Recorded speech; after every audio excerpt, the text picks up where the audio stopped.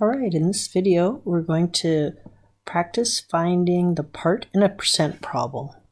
So in a percent problem we usually have the percent of the whole is the part.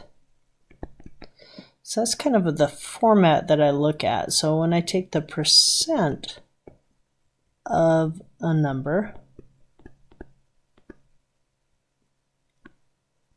I'm going to get out the part. And when I do this, the percent is going to be the percent changed to decimal form. And just like when we took the fraction of something, the word of in this case is going to be our multiplication.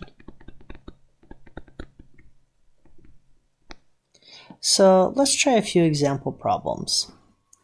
The first one says Laura scored 85% on a test that had 40 points. How many points did she score? So I said, well, she scored 85 of the 40 points. That's really what it's saying, 85% of the 40 points. So I want to say, what is 85% of 40? So I take that 85%, I put it into decimal form. Excuse me. And remember, decimal form means that we've divided by 100 or moved the decimal point 2 places left.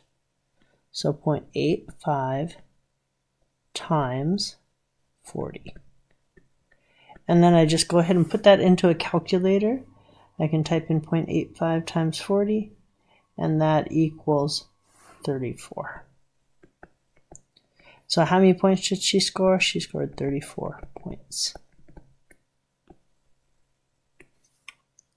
Alright, let's try another one of that same type. Jackson's doctor wants him to limit his fat calories to 30% of his total daily calories.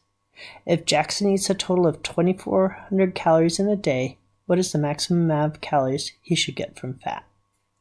So he wants to limit, so the most he wants to get is 30% of his daily calories from fat. So I'm taking 30% of the daily calories, and his daily calories was 2,400. So again, to do the problem, I have to put the percent in decimal form. 30% decimal form means divide by 100, or 0.30, of is times 2,400.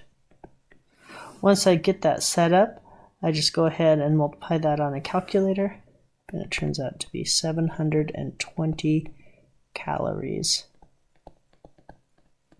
from fat. Okay, and let's just look at one more of that type. This one says the sales rate for Seattle is 6.5%. If a television sells for, if a television sells for $429 at Best Bury, I don't know, it was supposed to be Best Buy store in Seattle, what would the sales tax be? So the sales tax is 6.5% of the sale price, $429. So I want 6.5% of 429.